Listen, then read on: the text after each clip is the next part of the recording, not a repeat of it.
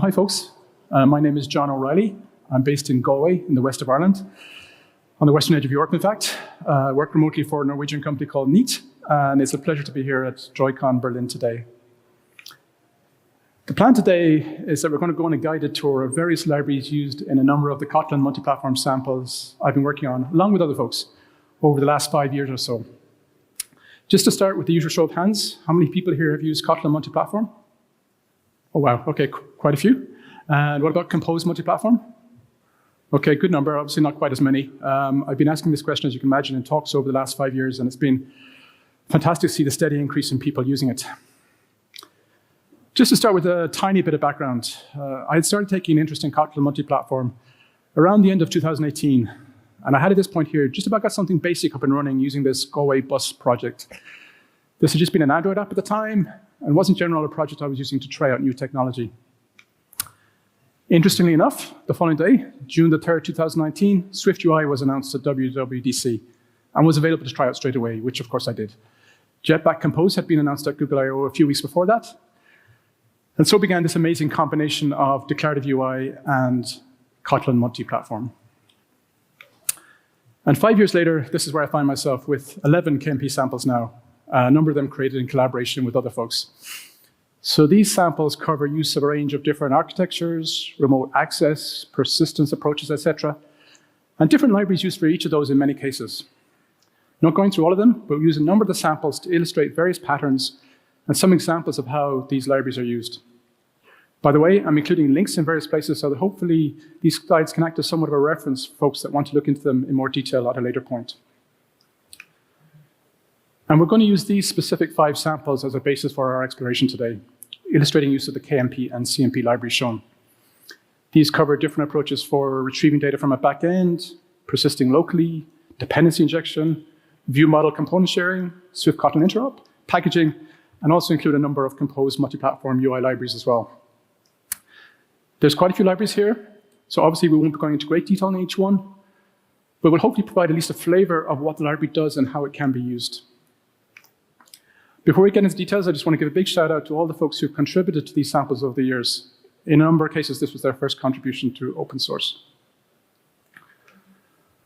By the way, these are the full set of libraries used in the samples I have. We have a number of the standard JetBrains libraries, a couple of libraries from Google that now support KMP, and then various third-party ones. Important to mention, of course, that there's a ton of other KMP libraries available now as well. And speaking of which, just to highlight how many more KMP libraries there are these days. When I started looking into KMP, as I said, in late 2018, I think there was maybe a handful available at that time. And not only do we have third-party libraries like these, but the likes of Google now porting many of their libraries to work with KMP as well, which is fantastic to see. So first of the 5 samples we're going to cover is people in space. This was the first dedicated Kotlin Multiplatform sample I created. The functionality in it is quite minimal, shows a list of people in space, and also the position of the International Space Station. We have Android, Wear OS, and iOS clients here, along with Compose for desktop and WASM-based Compose for web clients as shown here, and also a Ktor-based backend. And this is a high-level architecture diagram showing the key moving parts of the project. In this sample, we're using native view models, but in most of the others, they're shared. The project was initially intended to be as minimal as possible, so basically just repository and remote API classes in the shared code. Having said that, I'm actually in the process of using Compose Multiplatform in this project, which is sort of forcing the use of shared view models, so we'll need to probably update this shortly. We're using Ktor to make HTTP requests to the backend, and SQLite then to store the data retrieved in a local database. And that database was used then to drive the UI. And in this section, we're going to talk about Coin, Ktor, SQLite, and KMP native coroutines libraries. First library we're going to talk about is Coin.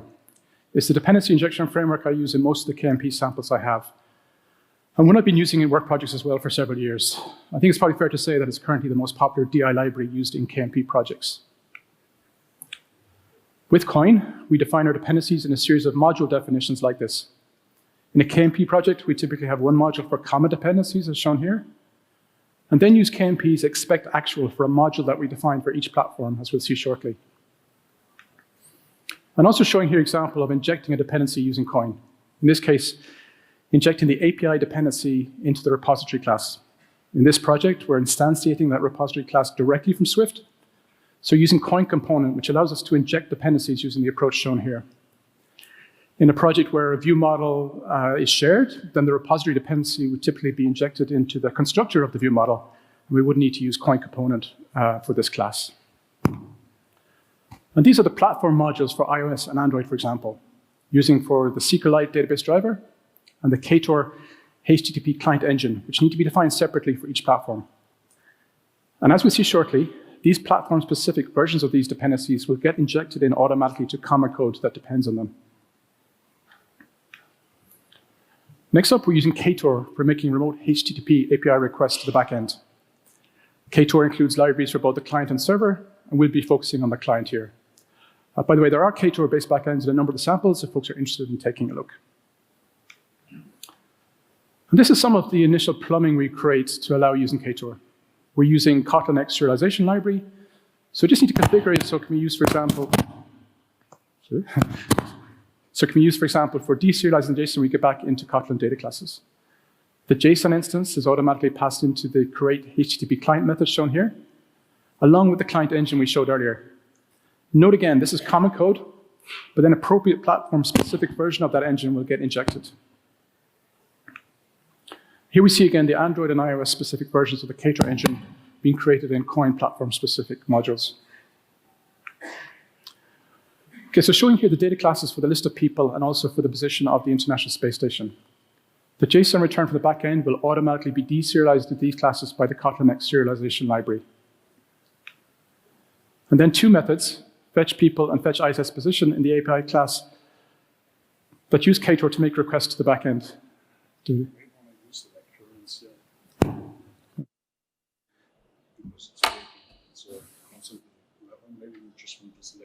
Take this off? Yeah. Okay. Yeah. Okay, is that better? Okay, great. Okay, and then two methods, fetch people and fetch ISS position in the API class that use Ktor to make requests to the backend. And again, we use Coin here to inject the HTTP client object into the people in space API class. Okay, now that we've got our data from the backend, we need to store it locally on the device. And for that, we use the SQLite library. This works by generating type-safe Kotlin code from a series of SQL statements. And these are the SQL statements for the people in space sample. We have statement for creating the table, and then ones for inserting, selecting, and deleting data. And note that the names shown above the statements are what are used in the Kotlin code generated, as we'll see next. We can now use that generated code to store the data we retrieved from our backend into a local database. We create a transaction here, and within that, in this example, we delete existing entries and store the new ones. Again, note that delete all and insert item were generated based on what we defined in our SQL file. And here we use the generated select all to retrieve the data from the database and expose as a Kotlin flow, which we'll use to drive our UI. We also use this mapper here to convert the result of the query into a Kotlin data class.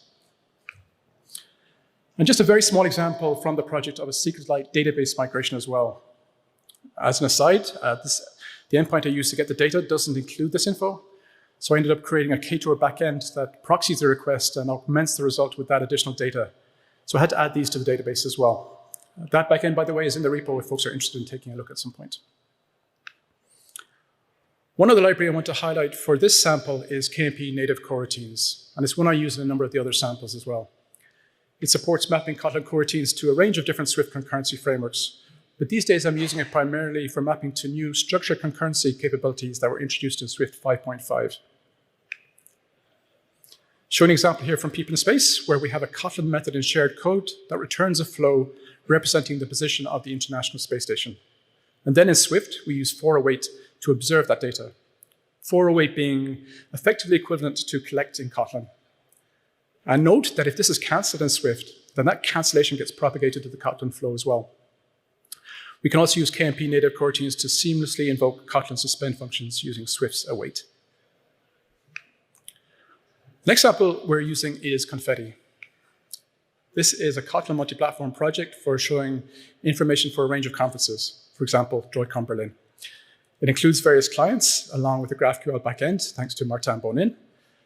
Here we have the iOS and Android clients, and also a Wear OS one, which was created by Yuri Shimka, who, by the way, also contributed Wear OS clients to a number of the other samples as well. Thank you, Yuri. It has a Compose for Desktop client and a WASM-based Compose for Web one as well, as shown here. And even has Android automotive support, thanks to Carlos Mota. Again, showing the high-level architecture. Key thing here is the use of decomposed components and using Apollo to interact with the GraphQL backend, as we'll talk about both shortly. By the way, just another quick show of hands. How many people here have used decompose? Okay, several. And what about GraphQL? Okay, sizable number as well. By the way, we're also sharing some of the Compose code across the clients, including on iOS. And showing examples in this section of Apollo Kotlin, Decompose, multi-platform settings, and Coil. As mentioned, the clients in this project interact with the GraphQL backend, and for that we're using the Apollo client library. It's described as a strongly typed caching client that automatically generates APIs from our GraphQL queries and backend schema. The cache aspect of this is very important as well, giving us effectively an all-in-one solution for both retrieving the data from the backend and storing it locally. We need initially to create an Apollo client object to make various requests, and this is an example of how that can be done. We provide, in this case, the URL, a header containing the conference name, and details about the in-memory and persistent cache we'll be using. I'm showing a few examples of its usage. Firstly, for retrieving the list of conferences. Shown here is a GraphQL query that this is based on. And then use of the Kotlin code that Apollo generated to execute that query. The conference data class reference here is also generated by Apollo based on what we specified in the query. And then this is what's known as a GraphQL mutation, where we update data in the backend, in this case, adding a bookmark for a session. And again, we make use of the Apollo-generated code to perform that mutation. Next up is Decompose. This is a library based on the idea of breaking your code into a tree of lifecycle-aware components that contain observable state, have routing navigation functionality, and into which you can plug your UI. These are most of the decomposed components used in the Confetti project. We see, for example, ones for the list of conferences, session info for a particular conference, speakers, bookmarks, venue info, etc. And if we focus, for example, on these particular components, these are the set of components associated with the screen you can navigate to from the home screen shown here, corresponding to tabs shown at the bottom: sessions, speakers, bookmarks, and venue. And a key thing here is that the components themselves know nothing about the UI. We just hook up particular UI screens to the appropriate component. We start by showing a set of children defined for home component. We'll explore a little in the next few slides an example of how we'd navigate to the speaker's child and associated UI. So if we drill into a somewhat condensed version of home component, this is the decomposed component, which, as we mentioned, is associated with the home screen in our app. First important concept here is the child stack. It's described as a navigation model for managing a stack of components. The UI, as we'll see shortly, will observe the current active child in the stack and use that to decide what to show. The child stack is also passed a factory that's used to create child components, which we'll show next. This is the child factory mentioned. It's used, as the name suggests, to create particular children given a configuration that's passed to it. For example, config.speakers maps to child.speakers, which in turn wraps an instance of speakers component. We also see an example of how we navigate to that child in this onSpeaker tab click method that's invoked from the UI. That navigation.bring-to-front is passed to the config.speakers configuration, which, as we saw, will map to child.speakers, which then becomes the active child. And this is how, in this example, we decide when to show that speaker's UI, in this case, in the Compose client. We observe the active child instance from the component stack we saw earlier. We see that it's set to child.speakers, and then navigate to that screen, passing in, importantly, the associated child component as well. An almost identical code in the iOS SwiftUI client, for example. Again, observing the component stack to decide which view to show. Next up for this sample is Multiplatform Settings Library, designed to allow persisting key value data in KMP projects. So this is an excerpt from the Confetti project where we're storing the name of the conference user selected. If that value is set, then we bypass the conference list screen the next time the app is launched. And we're also observing that setting as a Kotlin flow. That flow setting type of the settings parameter is an abstraction from the multi-platform settings library. And again, we use platform-specific code then to create the appropriate implementation of that. These are parts of the COIN platform-specific module definitions for Android and iOS, for example, using data store settings as the implementation on Android, and NS user default settings on iOS. The last library I'm going to show for this sample is Coil, one that folks might be familiar with from Android. It provides image loading rendering functionality and also now supports Compose multi-platform. And this is a small example of being used to show profile images in the session details screen in Confetti. In this case, in shared Compose multi-platform code that's also being consumed in the iOS client as shown here. Next KMP sample is bike share. This shows the list of bike share networks for particular countries and bike availability info for each network. We have Android and iOS clients. By the way, it turns out there are bike networks right beside us here in CityCube, in case anyone is interested in biking to and from the conference, or maybe some of you already have, I'm not sure. We also have a Compose for desktop, and as shown here, a WASM-based Compose for Web 1. In this case, we're using KMP Observable View Model library for our shared view models, again using Ktor to retrieve the data from the backend, and then persisting it locally using the Realm Kotlin library.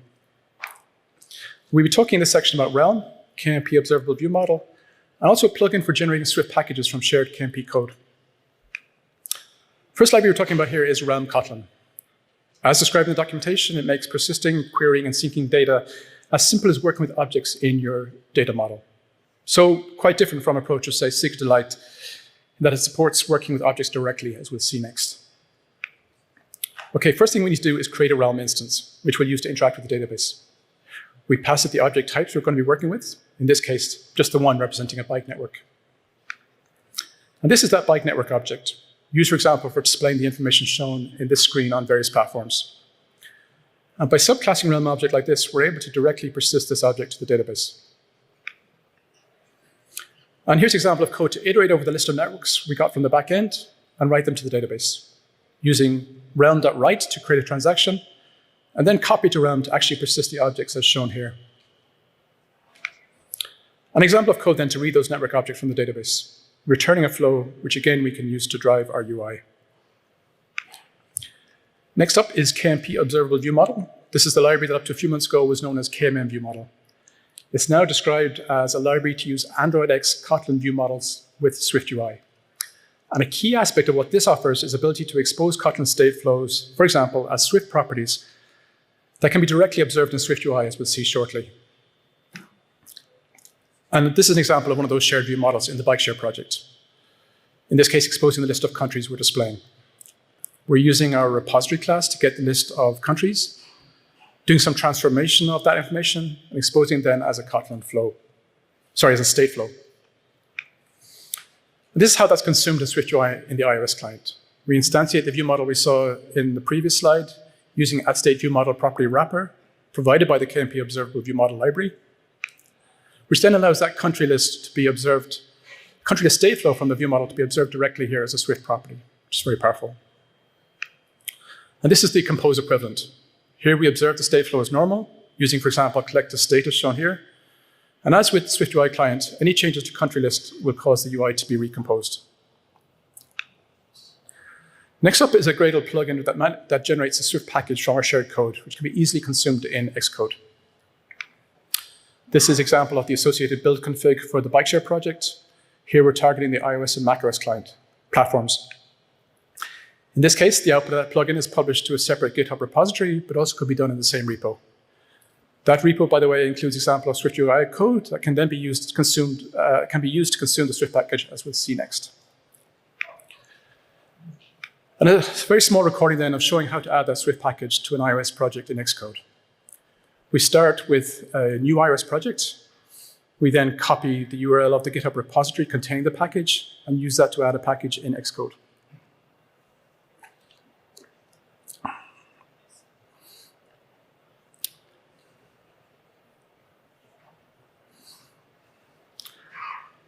Lastly, we copy the example SwiftUI code from that repo and paste that in, and we're ready to go. Wanted here to also just show how easy it is in general to consume a Swift package containing shared KMP code like this. And what's shown here is the same regardless of how that package is created. And we see here the super basic iOS app showing the list of bike stations for a particular network. And by the way, another more recent and much more comprehensive approach you can use for creating such packages is Cambridge, which I definitely recommend looking at. It takes care of both producing the package and publishing it, and also provides capabilities for local development. It's an approach I've actually started to explore using in the Confetti project. Okay, we're nearly there. Second last sample we're going to use today is Climate Trace. This displays per sector emission information for different countries. Again, we have an iOS and Android client, and also a Compose for Desktop client, and a Wasm-based Compose for Web one as shown here. In this project, we're using the KMP Observable ViewModel library again to share our view models, but in this case, we're also using Molecule to create our UI state. Ktor to connect the backend, and Kstore to persist the data locally. And this sample is also using shared Compose UI code across the clients. And here we'll be talking about Voyager, Molecule, Windows Size Class, Compose on iOS, and Jetpack navigation. So first up is Voyager. This is primarily a navigation library that works across a range of Compose Multiplatform clients. It supports a wide range of functionality, including navigation types, date restoration, transitions, lifecycle callbacks, backpress handling, and deep link support, along with integration with a number of other frameworks. It works on the basis of having our Compose code contained in these screen classes. This is an example from Climate Trace of the screen showing the list of countries. And we make use then of Voyager's navigator.push when an entry is selected in that country list screen, causing us to navigate to country emission screen, passing in the country object. And this is exit from that country emission screen.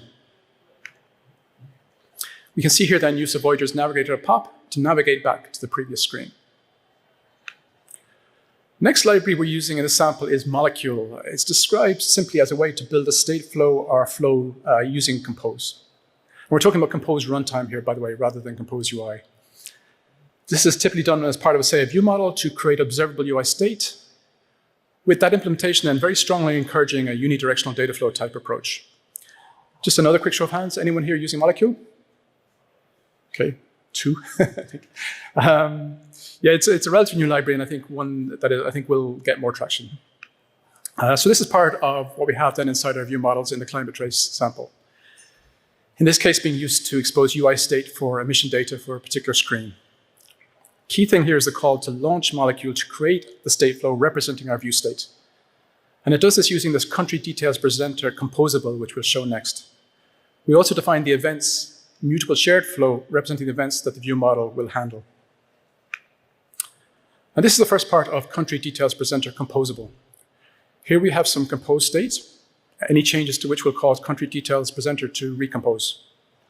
In the launched effect, we collect the events we mentioned in the previous slide and set certain state based on those. For example, the country or the year the data is for. And here we then react to that country or year state being changed to make a number of requests to our repository, the results of which are used to create our UI state, which will be returned from the composable. So quite a different approach and requires a different mindset, but definitely an interesting option, and one I think that becomes more applicable as the number of sources we're using to create our UI state increases. Another Compose Multiplatform library we're using is the KMP port of Android's Material 3 Windows Size Class library. This allows creating adaptive UIs based on a set of window size breakpoints that we can generally apply across various clients. And this is an example of different layouts we dynamically show depending on the screen size, showing list and details in a column on the left, and then showing in a row as the window is resized. And we see this in action here as well. These particular layout configurations are, of course, just one example. Another common approach is to switch between list detail and list as the window gets smaller.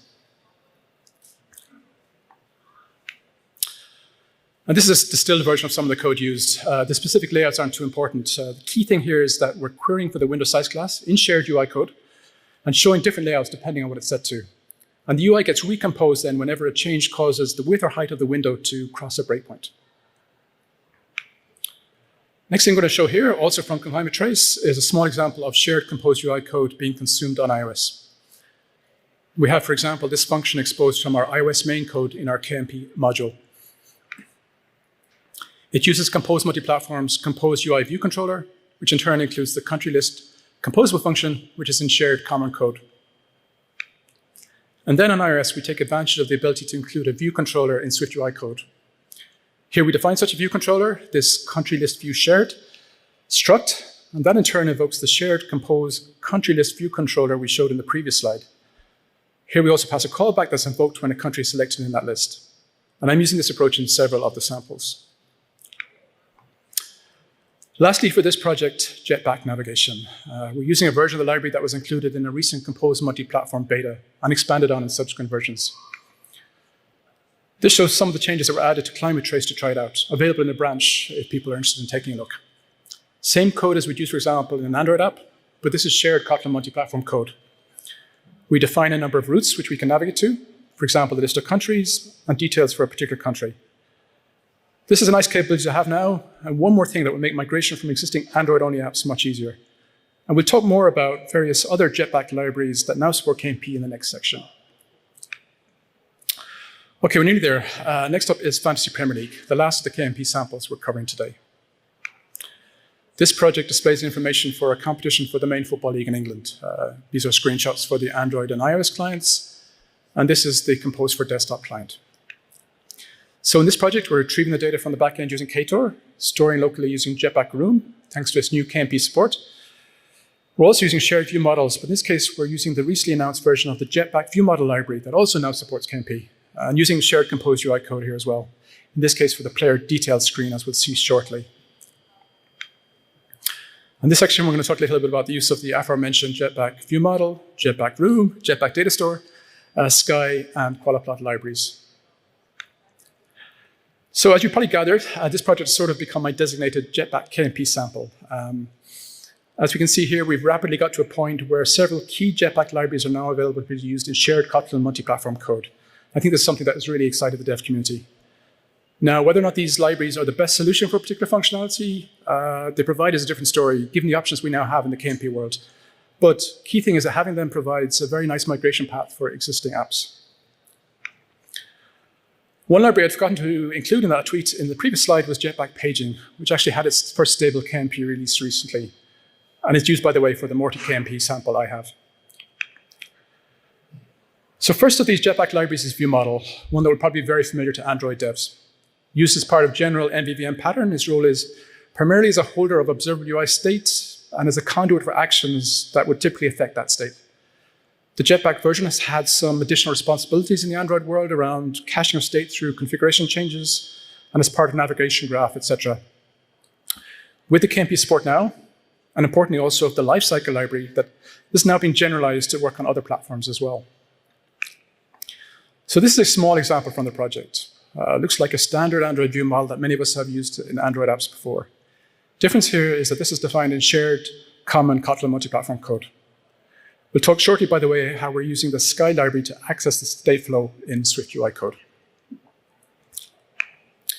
Next library we want to talk about is Jetpack Room. It provides, as described here, an abstraction layer over SQLite.